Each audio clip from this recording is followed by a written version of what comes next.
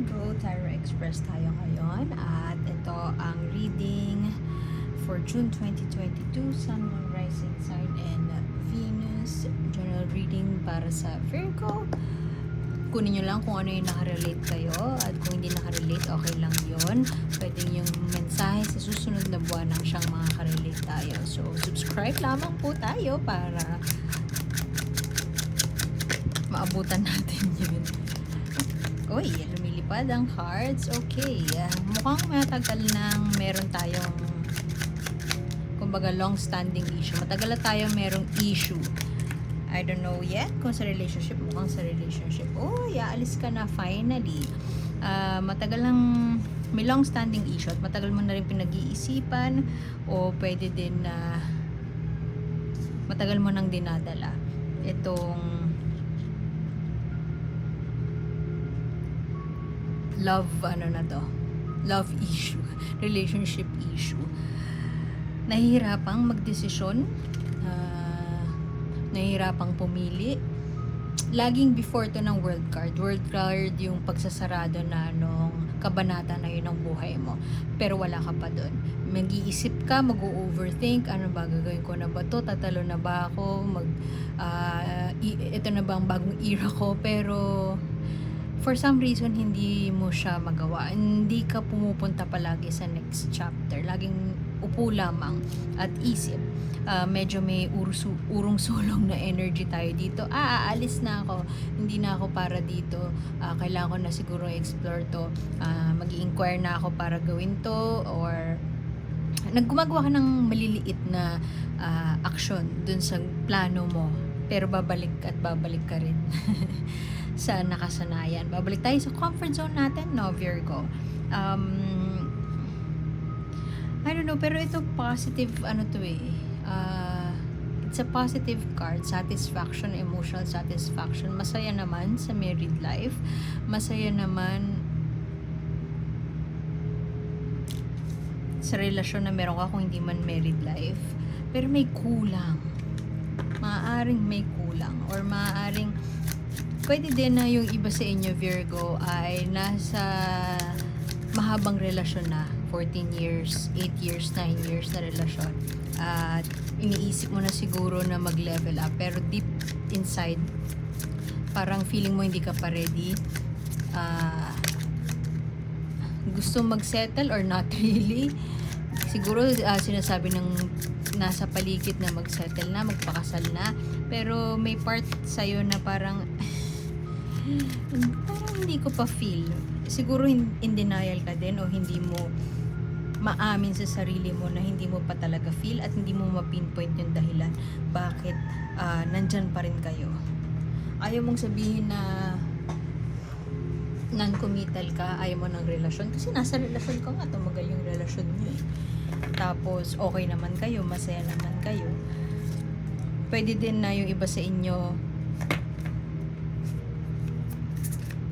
ayaw sa magiging biyenan. Yun yung nakikita ko. Kailangan i-prove ang sarili. May kailangan patunayan.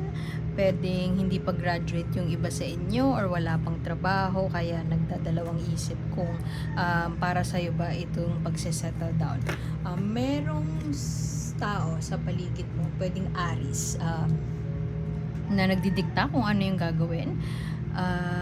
Parang naririndi ka na rinig yung pangungulit na yun. Naging feeling siya eh. Actually, nag siya from somebody. Pwede yun nga sabihanan mo. Pwede din sa sarili mo or pwede din sa mga kaibigan mo. Pwede din sa family mo. Pero mukhang merong setback. May konting argument. Actually, hindi konti eh. Away. May away. Kailangan mong i-prove yung sarili mo. Pwede din malamang sa konting tao lang to, pwedeng sa isang tao lang. Pwedeng Chinese yung jowa mo. So parang ayaw nila sa'yo kasi hindi ka Chinese. may fear, may takot na magsimula. pwede din na takot ka sa rejection, natatakot ka kung ano sasabihin. Kaya merong isang bagay na hindi mo magawa. Actually, bigla ako naisip pero hindi ako sure. Baka nga isa lang din. Mag-transition yung narinig ko. Baka kaya ayaw mo kasi confused, nasa confused stage ka pa. Alam mo na hindi ka confused. Pwede ding exploratory phase. Alam mo, hindi ka confused. Siguro may takot lang na sabihin kung ano yung tunay mong nararamdaman. Yung mga preferences mo in life. Maraming missed opportunities o magkasunod sa love at sa... Parang nabigyan ka na ng chance dati.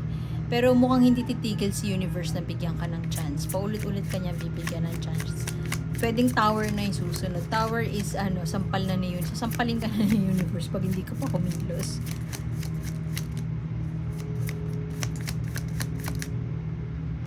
Parang hindi natatapos yung struggle na kailangan mong patunayan. May yung niggling feeling na sinasabi ko kanina, pwedeng niggling feeling na naging feeling sa loob-loob mo na parang bakit ganito, kailangan kong i-explain yung sarili ko, patunayan yung sarili ko, and nakakapagod siya. And for the longest time tinatry mong patunayan yung sarili mo pero alam mo na hindi mo naman kailangan gawin or napapagod ka na nagawin yun. Naguguluhan, may mga bagay na naguguluhan in terms of love. Pwede din kasi na hindi mo ma-pinpoint nalilito ka. Bakit ko nararamdaman to pag tinatanong ka, halimbawa yung jowa mo sobrang bait tapos ina-encourage ka niya na magsalita o i-express ko ano yung iniisip mo, kung ano yung nararamdaman mo, paano kanya matutulungan, pero hindi mo ma-pinpoint, hindi mo masabi. Pero you always find yourself na overthinking, nag-overthink kung ano yung gagawin mo, kung ano yung plano mo, kung paano mo pa ano yung diskarte para ma-express mo kung ano nasa sa loobin mo. Pero hindi mo siya mailagay sa salita. Hindi mo siya ma-put into words and parang gusto mo na lang umiwas. Kalimutan na lahat. Alis na lang ako. Gusto ko na lang mag-vanish. Ganun. Sorry pero may narinig din ako na maaaring yung iba sa inyo may depression or may tendencies, may suicidal tendencies. Sending you healing vibes.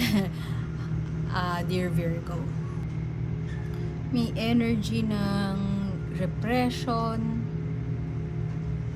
Tinatry mong i-consider lahat ng opinion ng iba o yung lahat ng angulo. Tinitingnan mo lahat ng angulo. Basta hindi mo ma-explain. Meron lang naging feeling sa loob mo na I shouldn't be here. Hindi ako para dito. It doesn't matter kung relasyon Basta kung nasaan ka sa bahay, may mali at gusto mong kumawala. Wala akong nakikitang trapped.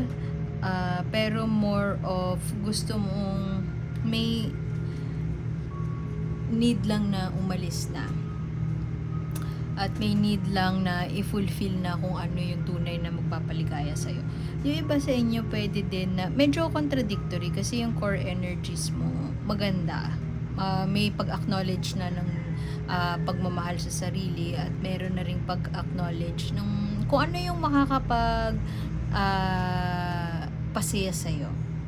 Alam mo yun. Pwede ding nasa fleeting moment, nasa relasyon ka. Pero at the same time, naghahalo din yung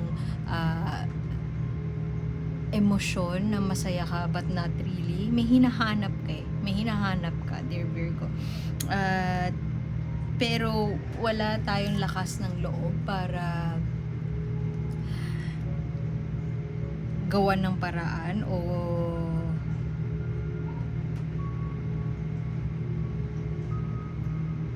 gumawa ng bago. Pero tingin ko very reminiscent ng Libra yung ano mo. So pwedeng Libra din yung kadil mo. May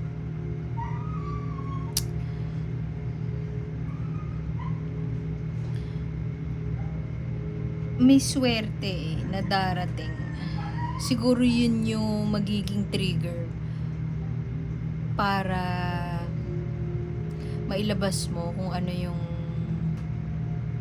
gusto mong sabihin. May coming out. Hindi ko sinasabi na to as in coming out as in LGBT coming out. Pwede din coming out of your shell. Pwede din coming out of a relationship. Have your own interpretation of coming out. Pero yun yung energy na, malakas na energy na napipick up ko sa reading mo. May coming out, may naging feeling na gusto mong ilabas out there, ipagsigawan. Pero sa ngayon, medyo ayaw mo pang mag-take ng leap of faith. Maaari kasing nasa proseso ka pa na nakikipag-negotiate ka pa sa partner mo paano sasabihin. Pwede kasi na na public figure yung isa sa inyo. So parang hindi pwedeng mag-out basta-basta. Doesn't necessarily have to be as in sexual preference outing. Pwede ding out siya na whatever.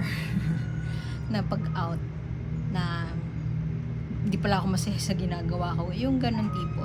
Medyo may paghihintay pa sa ngayon. Naghihintay pa at medyo meron pang pagtatansya sa mga bagay-bagay. Pause ko muna. Medyo maingay yung aso. Malakas din yung energy ng kung paano magpe-play yung tadhana sa'yo sa June, kasi mukhang wala kang gagawing action as usual. Wala kang gagawing action anytime soon, and ibabalato mo sa tadhana na mangyari yung dapat mangyari. Siguro pinapasa Diyos mo na lang, bahala ka na God. Kaya sabi ko kanina din, walang tower lumabas sa'yo, baka sa July may lumabas, so abangan mo yung July. Walang tower, yung tower yun na yung end of the line, sampal na ng universe, kasi ayaw mong kumilos, siya na yung gagawa ng action. Pero sa ngayon, this June, mukhang wala pang action na mangyayari, pero merong isusundot na bigay sa'yo si universe. Ewan ko, pwede siguro ma-inspire ka, lumakas yung loob mo, hindi ka mapanghinaan ng loob para masustain ka niya. May limbo feeling kasi, nasa limbo stage si Virgo, naghihintay, nag-aabang, nag-iisip as usual. Nagko-contemplate anong gagawin next, pero Virgo mukhang wala siyang gagawing action anytime soon. Pero mukhang positive ang gustong ibigay sa iyo ni universe. Positive yung isusundot niya sa path mo, at magpapasalamat ka na dinala yun sa'yo, kasi kung hindi dahil doon, hindi ka makakaalis or hindi ka makakaplano ng mga next steps mo para turn na ng leaf ng bagong chapter sa buhay mo. Sa ngayon, mukhang meron ka pang inaayos. Pwede ding, yun nga, yung in-laws, karelasyon, somebody na may power over you, influential over you, malakas yung say sa'yo, malakas yung impluensya sa'yo. Medyo, nakatatak pa yung may power over you pa siya, at maaaring may arguments pa na nangyayari sa tao na to. So, marami pang pwedeng mangyari sa loob ng isang buwan. So, balikan mo na lang ng passivity. Itong passivity, tingnan mo siya, nanonood lang siya dun sa nag-aaway sa paligid niya. Parang ito yan, ito ka, naghihintay ka lang, at peace ka kung nasaan ka man ngayon.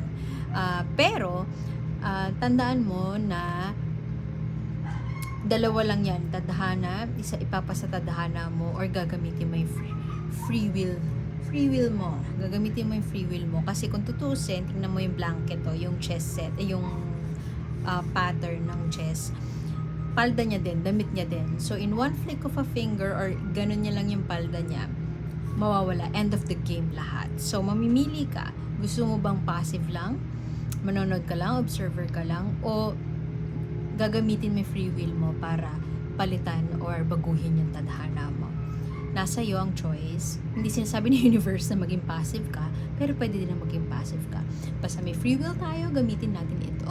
Yun lamang, iiwan ko muna yun doon, at mukhang gugulo lang pag marami pa akong sinabi. Salamat sa pagbisita, at pasensya na sa aso ng kapitbahay namin. So, sana makita ko kayo next time at huwag mahiyang mag-like, share at subscribe. See you soon. Salamat. Ako po si A. Bye!